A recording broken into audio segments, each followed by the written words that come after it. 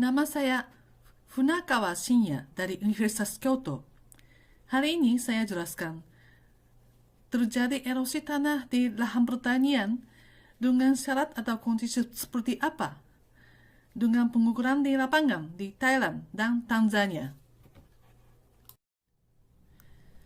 Selama hari ini terdiri dari 4 bagian. Bagian 1 adalah pertimbangan berbagai syarat yang menimbulkan erosi tanah, terutama sifat khas iklim dan erodibilitas tanah. Bagian 2, kasus penelitian terkait syarat terjadi erosi tanah di Thailand. Bagian 3 adalah kasus penelitian syarat terjadi erosi tanah di Tanzania. Bagian 4, untuk mengurangi risiko erosi tanah, perlu manajemen lahan pertanian seperti apa? Pertama, melakukan pertimbangan berbagai syarat yang menimbulkan erosi tanah, terutama erodibilitas tanah. Rumus prediksi terjadi erosi tanah adalah A sama dengan R diperkalikan K diperkalikan LF diperkalikan P diperkalikan C. Jumlah prediksi tanah hilang tahunan dalam kurun ton per hektar per tahun. Dihitung dengan perkalian koefisien hujan, koefisien tanah, koefisien topografi, koefisien konservasi, koefisien hasil pertanian. Secara umum, menurunkan setiap koefisien ini dapat menahan terjadinya erosi tanah, tetapi tidak bisa mengubah R dan K. Yang bisa mengubah dengan manajemen usaha tani adalah S, L, P, C. Terkait rumus prediksi, pertama ingin mengetahui berbagai syarat. Syarat hujan R, syarat tanah K di area tersebut. Di area itu seberapa risiko lebih tinggi dibandingkan dengan area lain? Dalam laporan ini, angka K sepertinya 1. Cenderung tanah bersifat gunung berapi atau undissolved rendah. Dan tanah non-gunung api, dissolved, dan lain-lain tinggi. 2. Tanah gelincir rendah dan tanah liat tinggi. Ini merupakan grafik menunjukkan distribusi dan rasio curah hujan deras selama setiap 10 menit yang diukur di bagian timur utara dan bagian utara Thailand. Di grafik kanan, makin rendah ketinggiannya makin banyak hujan deras. Ini merupakan grafik yang menunjukkan distribusi dan rasio curah hujan deras selama 10 menit yang ukur di sekitar pegunungan Morogoro, Tanzania. Sama juga dengan Thailand. Bisa mengetahui yang sebelah kanan, tidak hanya curah hujan banyak, tetapi rasio hujan deras juga menjadi banyak. Ini contoh pengukuran di beberapa tempat di Pulau Jawa, Indonesia. Yang di tengah contoh di Palembang, tempat ketinggian tinggi di dekat Bandung. Curah hujan sedikit dan rasio hujan kecil besar. Rangkuman terkait ciri khas hujan. Curah hujan, sifat musiman hujan berbeda besar di setiap area. Makin tingginya ketinggian, area curah hujan bertambah dan area curah hujan berkurang, keduanya ada. Rasio hujan deras di sini lebih dari 5 mm per menit. Makin tinggi ketinggiannya, rasio menurun. Rumus itu diatur dengan fungsi ketinggian dari permukaan laut dan garis lintang. Sekarang memperkenalkan 2 kasus penelitian. Kasus penelitian terkait syarat terjadinya erosi tanah di Thailand. Latar belakang dan tujuannya. 1. Sebagai penyebab erosi dengan air di lereng, biasa dipertimbangkan intensitas hujan, erodibilitas tanah, panjang lereng, kemiringan, dan lapisan perlindungan permukaan tanah, dan lain-lain, yaitu merupakan unsur utama risiko terjadi erosi tanah secara umum. 2. Dalam penelitian ini, perhatikan unsur iklim yang membawa perbedaan syarat erosi tanah sesuai dengan area berbeda dan unsur tanah. Menuju analisis syarat terjadi air mengalir permukaan yang berhubungan erat dengan terjadinya erosi tanah secara kuantitatif. Sebagai metodenya, analisis neraca air setiap 10 menit saat hujan turun di lahan lereng. Lokasi penelitian adalah desa DP yang melakukan peladangan, berposisi lebih dari 1000 meter ketinggian dari permukaan laut di pegunungan, dan desa NR yang dekat dari lokasi runtuhan batu kapur atau tambang bagian utara, dan desa SJ yang tanahnya pasir yang khas di bagian timur utara Thailand, sebanyak 3 desa. Profil lokasi penelitian. Lokasi penelitian 1 adalah desa Samjam, Provinsi Khon Kaen, bagian utara timur Thailand. Selanjutnya disebut desa SJ. Area Bukit Lembut yang ketinggian dari permukaan laut kurang lebih 300 meter atau kemiringan 3%, di tempat rendah bertani padi, dan di lereng bertani tebu secara berturut-turut. Lokasi penelitian 2 adalah desa Nam Ling, Provinsi Ma Hong Son, bagian utara Thailand. Selanjutnya disebut desa NR. Di lereng pegunungan yang ketinggian dari permukaan laut kurang lebih 800 meter. Bertani sayur di tempat tinggi dingin seperti sawi putih, tomat, dan lain-lain.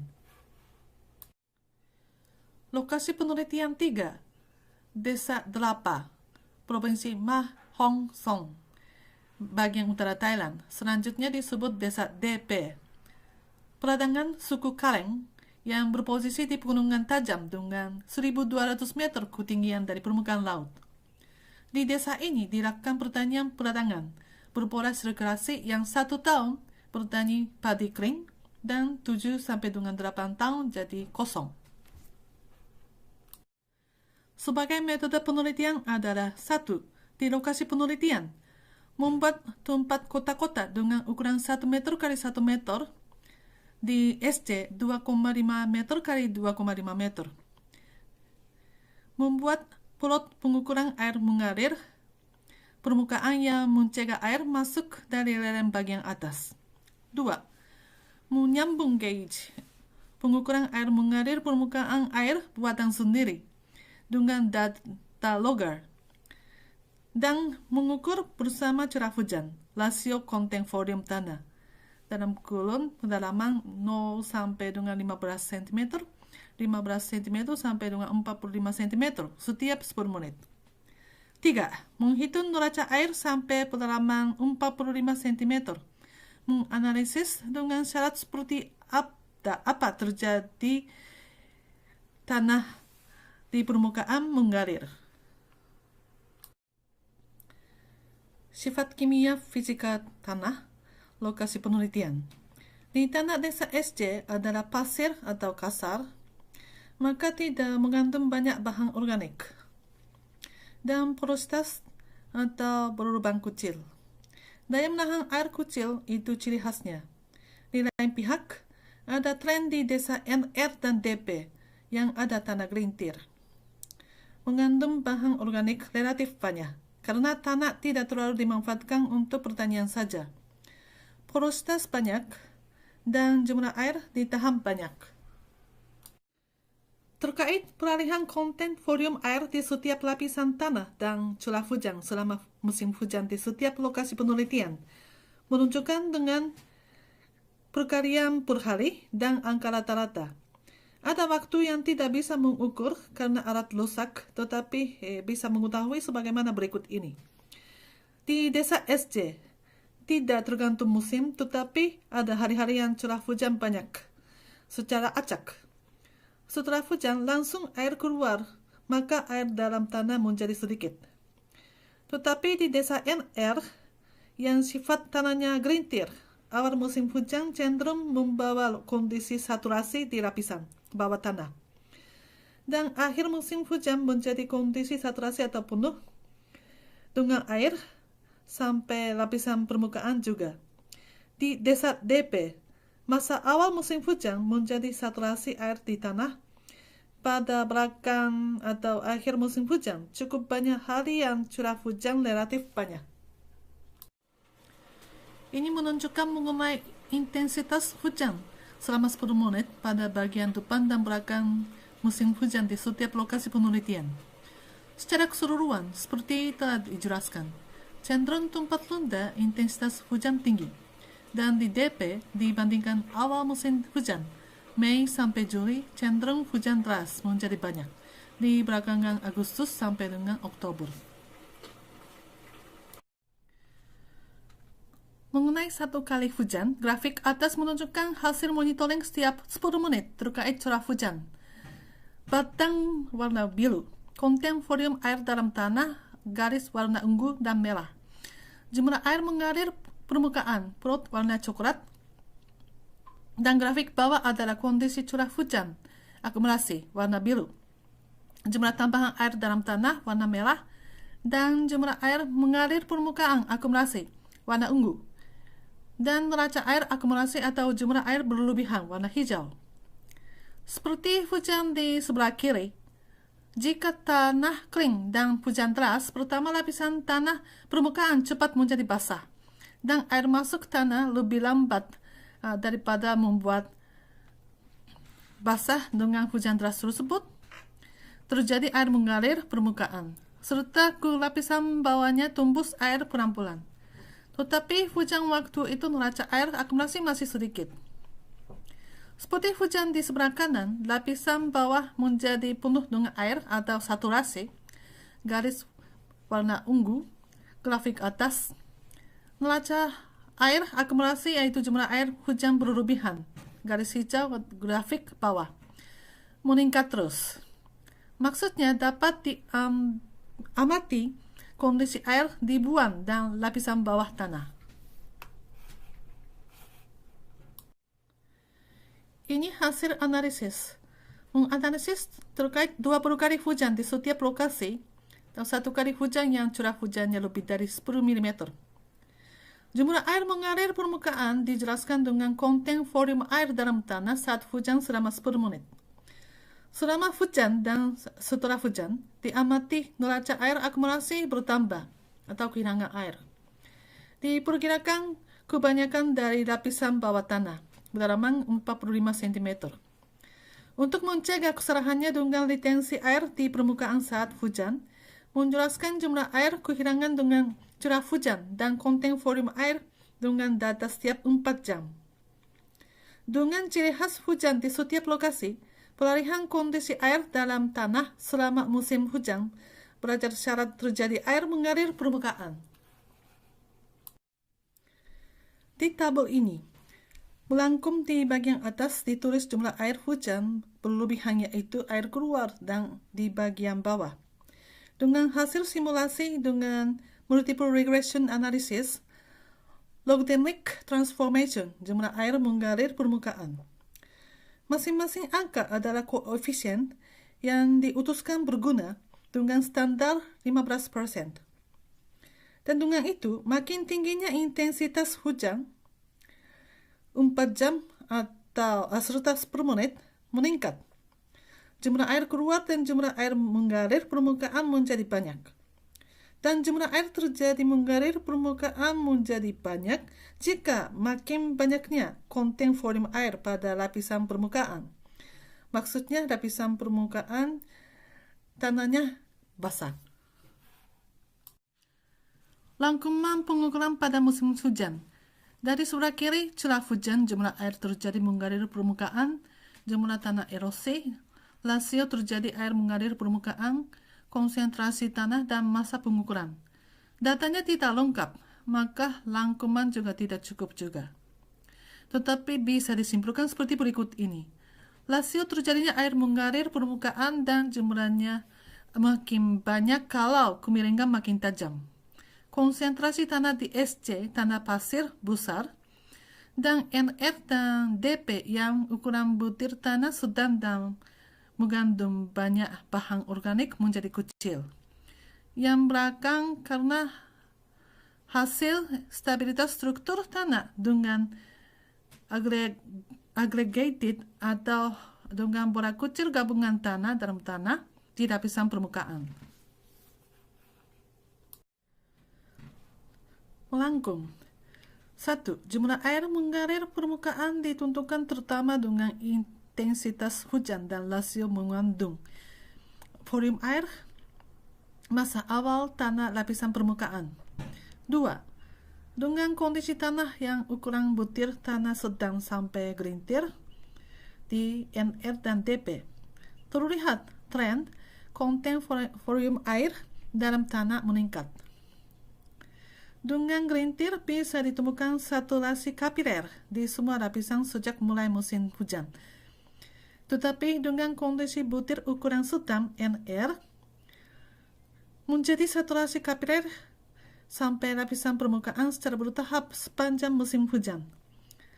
Dan di lapisan permukaan tanah bersifat pasir di SJ, kehilangan air yang disebabkan pembuangan air cepat. Tanah permukaan tidak menjadi kondisi yang selalu saturasi kapiler. 3. Di tempat Lunda, bagian timur utara Thailand, sepanjang musim hujan, rasio hujan deras, intensitas hujan besar. Di lain pihak, di DP, tempat tinggi bagian utara, intensitas hujan kecil, tetapi cenderung intensitas hujan besar pada belakangan musim hujan daripada awal musim hujan. Jumlah air terjadi mengalir permukaan ditentukan. Rangkuman lanjutannya.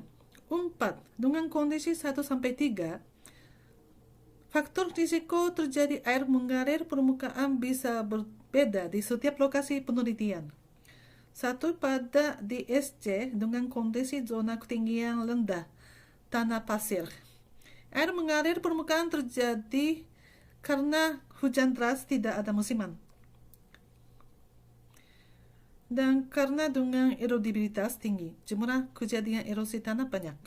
2. Pada NR, zona ketinggian menengah, tanah liat.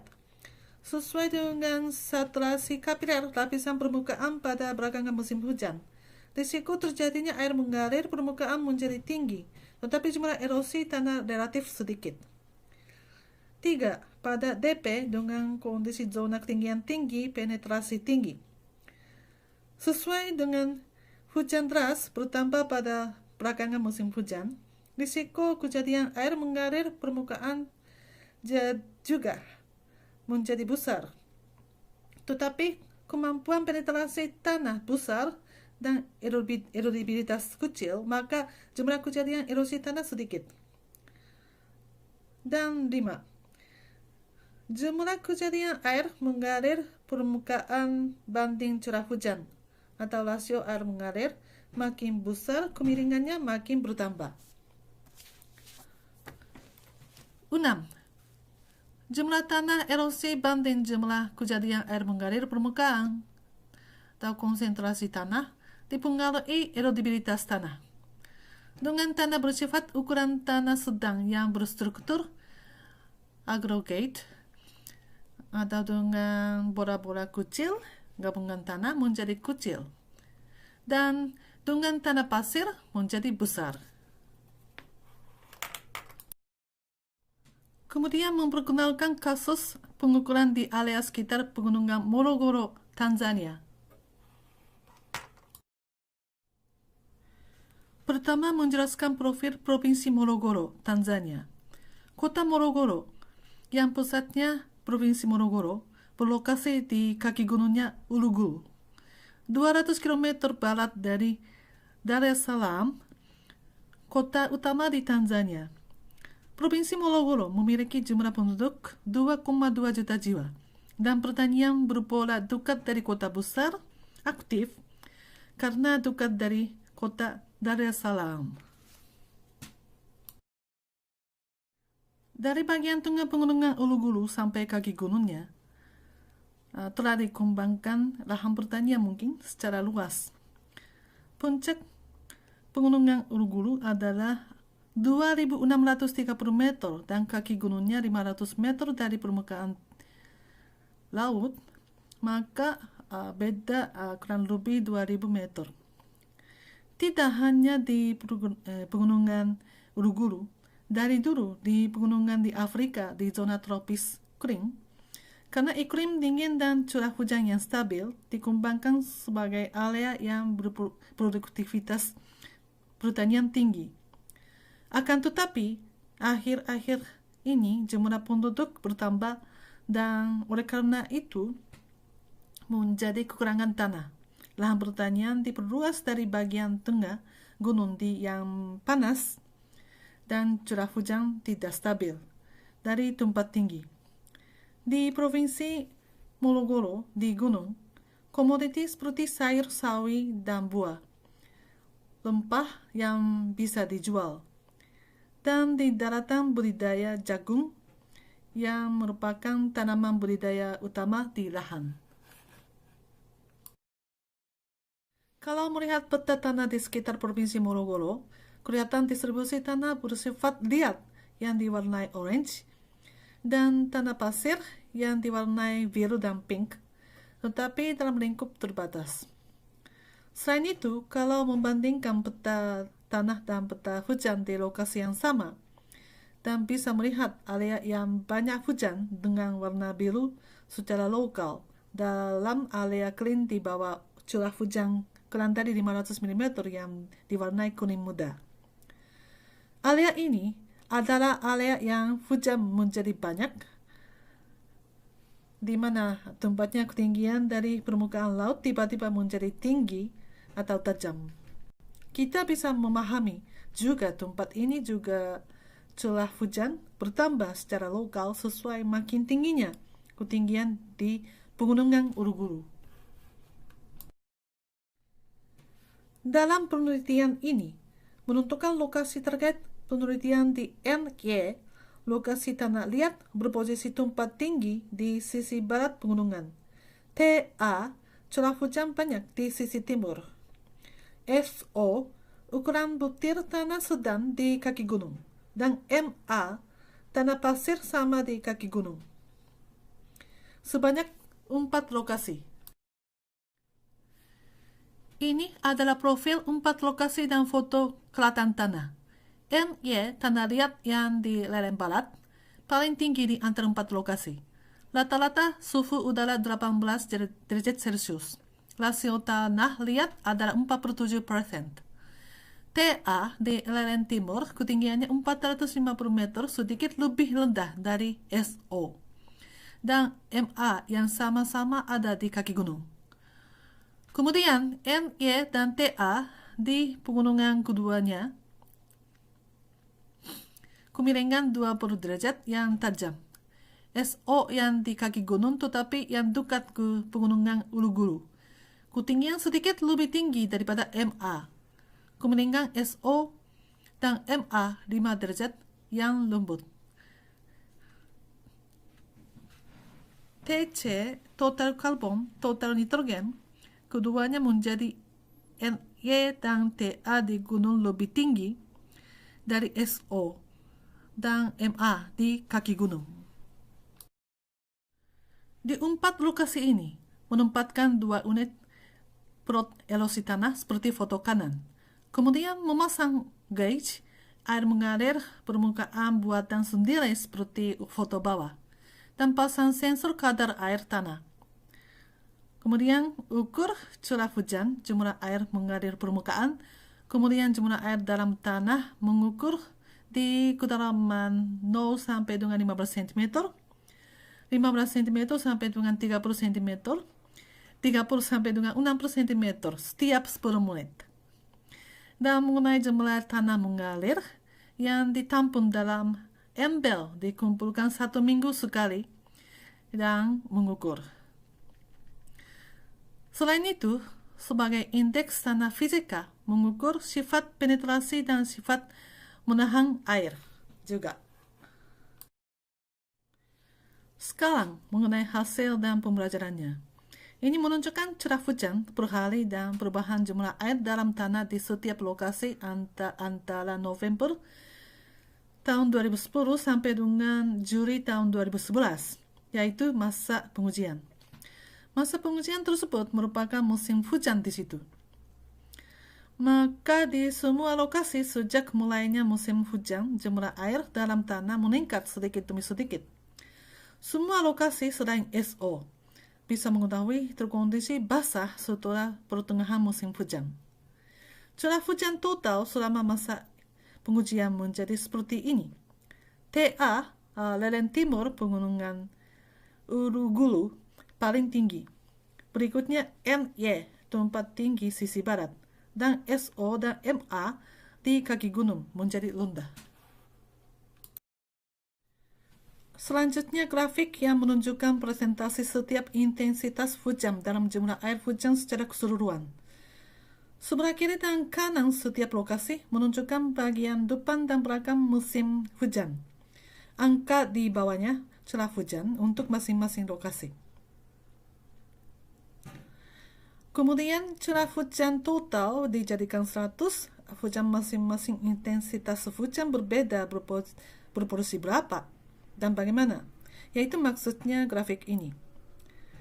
Hujan yang 5 mm per menit, yaitu lebih dari 30 mm per jam, biasanya disebut hujan deras yang meningkatkan risiko erosi. Kita bisa mengetahui hujan deras dengan intensitas hujan tinggi menjadi banyak di bagian depan dan belakang musim hujan di TA dan bagian depan di SO. Maka TA paling tinggi menggunakan tidak hanya curah hujan total selama musim hujan, tetapi intensitas hujan juga paling tinggi di antara semua lokasi. Selain itu, SO juga curah hujan lebih sedikit daripada lokasi gunung, tetapi banyak hujan dengan intensitas hujan tinggi pada depan atau awal musim hujan. Selain itu, terkait semua kali hujan selama masa pengujian, memeriksa neraca air selama hujan turun, kondisi air dalam tanah di lapisan permukaan saat mulai hujan sangat berpengaruh pada kecepatan air masuk tanah dan terjadinya air mengalir permukaan. Grafik ini yang atas dan bawah keduanya menunjukkan angka jumlah air dalam tanah, curah hujan, dan jumlah air mengalir permukaan pada waktu hujan yang sama. Grafik atas angka pengukuran setiap 10 menit, maksudnya rata-rata jumlah air dalam tanah selama 10 menit, dan curah hujan selama 10 menit, serta jumlah air mengalir permukaan selama 10 menit. Grafik bawah menunjukkan angka akumulasi setiap 10 menit dihitung dari 0 saat mulai hujan turun. Seperti legenda kanan, hitam adalah curah hujan, biru merupakan jumlah air mengalir permukaan, hijau, orange, dan abu-abu menunjukkan jumlah air dalam tanah di setiap kedalaman. Garis merah terputus di grafik atas menunjukkan jumlah kapasitas air di lahan pertanian kedalaman 0 sampai dengan 15 cm.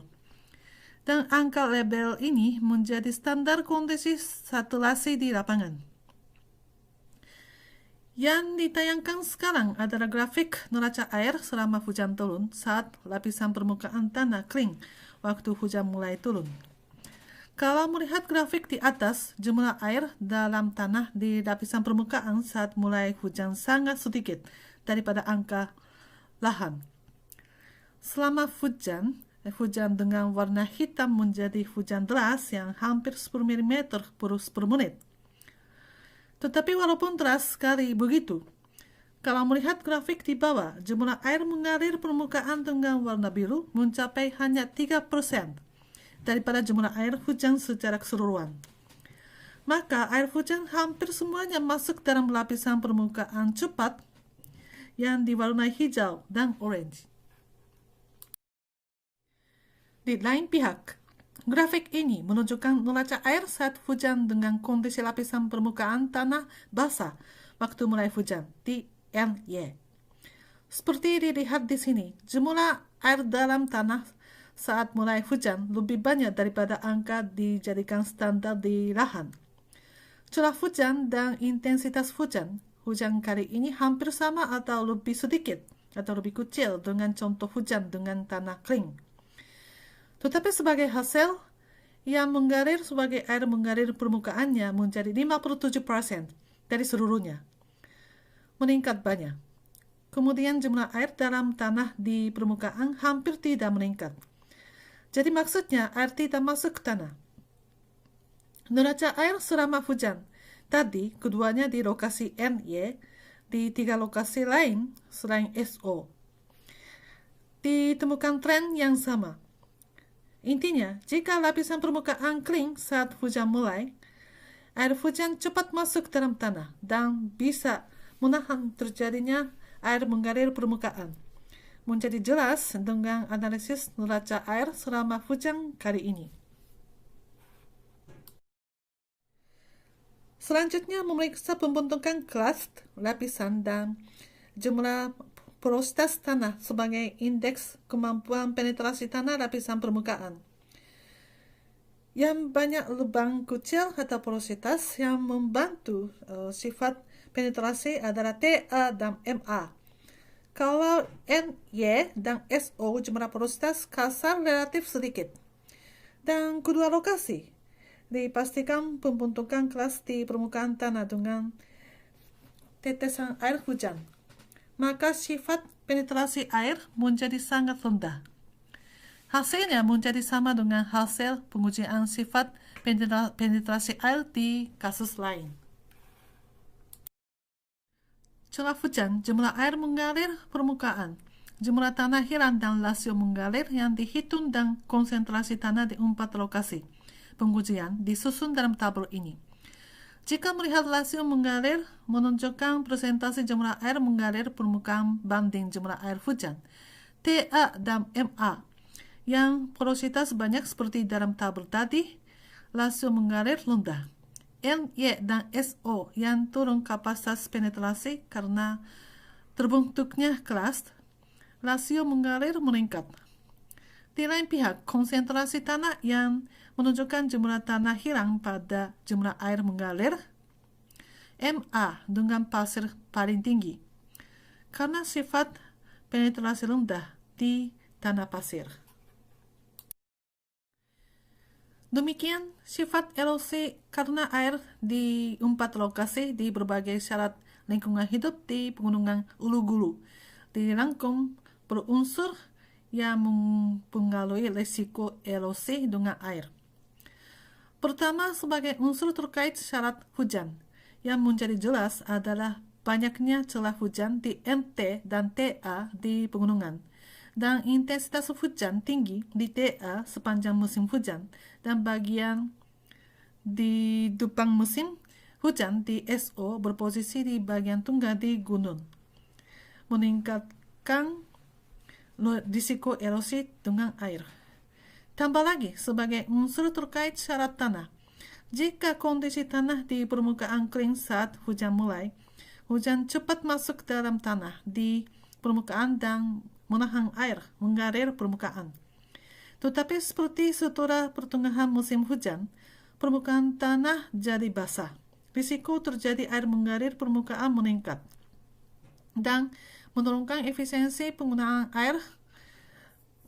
Pembentukan crust diamati di NY dan SO menjadi penyebab menurunkan kapasitas penetrasi secara drastis.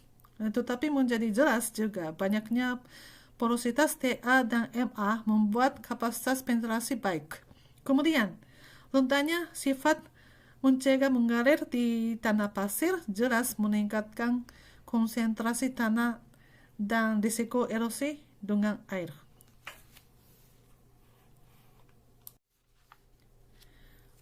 Sekarang memikirkan secara keseluruhan. Coba menjelaskan pengaruh pada terjadi erosi tanah oleh unsur iklim dan tanah tersebut, bersama dengan gerakan air mengalir permukaan yang menjadi daya memicunya. Dan di sini, selain kasus pengukuran di Thailand dan Tanzania, ditunjukkan hasil grup di Vietnam, Laos, dan Kamerun. Diperkenalkan setiap data. Silakan melihat warna setiap kolom. Pertama, seperti ditunjukkan dengan warna orange, Tanah pasir pada umumnya tidak mengandung bahan organik banyak dan kurang sifat stabilitas struktur aggregated di lapisan permukaan tanah. Konsentrasi tanah dalam air mengalir permukaan tidak tergantung syarat hujan. Kayaknya menjadi penyebab maksimal untuk menambah jumlah erosi tanah. Kemudian seperti digunakan dengan penelitian di Tanzania, mungkin pada tanah ukuran sedang sampai gelintir, jika jumlah bahan organik dalam tanah sedikit, melalui kerusakan bola kucil atau gabungan tanah, dan pembentukan karst, penetrasi air hujan ke tanah menjadi sangat sedikit, dan mempercepat terjadinya air mengalir permukaan, memicu erosi tanah. Di lain pihak, seperti NR dan DP di Thailand, jika banyak bahan organik dalam tanah, struktur tanah menjadi stabil dan dapat diharapkan menahan air mengalir permukaan dan terjadinya erosi tanah. Kemudian, akan tetapi, curah hujan atau rasio hujan deras, salah satunya kalau besar, pasti mempercepat terjadinya erosi tanah. Ini mungkin tidak bisa menghindarinya. Dan rasio hujan deras lebih tinggi di zona tempat rendah tropis dibanding zona iklim sedang dan tempat tinggi. Selain itu, syarat leleng tajam mempercepat terjadinya air mengalir permukaan. Ini menjadi unsur terkait faktor leleng metode USLA. Baik, melangkum hal-hal penting lagi. Pertama, apabila curah hujan banyak atau intensitas hujan tinggi, susah mencegah terjadinya erosi tanah. Pembentukan karst mempercepat terjadinya erosi tanah. Penyebabnya mungkin 1. Sifat tanah dengan ukuran sedang sampai gelintir dan tidak mengandung bahan organik banyak. 2. Hujan deras. Dan tanah pasir hampir tidak memiliki struktur aggregated atau bola kucil gabungan tanah, maka satu kali terjadi air mengalir permukaan, mudah terjadi erosi atau konsentrasi tanah dalam air mengalir permukaan meningkat. Kesimpulan lagi, pada rumus prediksi USLA, A sama dengan L diperkalikan K diperkalikan LS diperkalikan P diperkalikan C. Syarat hujan R. 1. Curah hujan atau rasio hujan deras, salah satunya kalau besar, mempercepat erosi tanah. 2. Rasio hujan deras sepertinya tinggi di zona tempat rendah tropis. Terkait syarat tanah K. 1.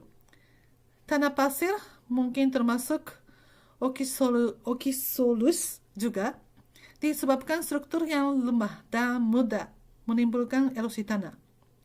2. Pada tanah ukuran sedang sampai gelintir, jika kandungan bahan organik sedikit melalui kerusakan bola kucil gabungan tanah atau aggregated dan pembentukan karst, mempercepat terjadinya air mengalir permukaan dan erosi tanah. Kalau mengandung banyak bahan organik dalam tanah, struktur tanah stabil dan dapat menahan terjadinya air mengalir permukaan dan erosi tanah. Faktor kemiringan S kadang menambah jumlah air mengalir permukaan. Pelapisan permukaan tanah efektif untuk menurunkan koefisien konservasi P. Lanjut lagi, untuk menahan erosi tanah dengan syarat iklim dan tanah di tempat.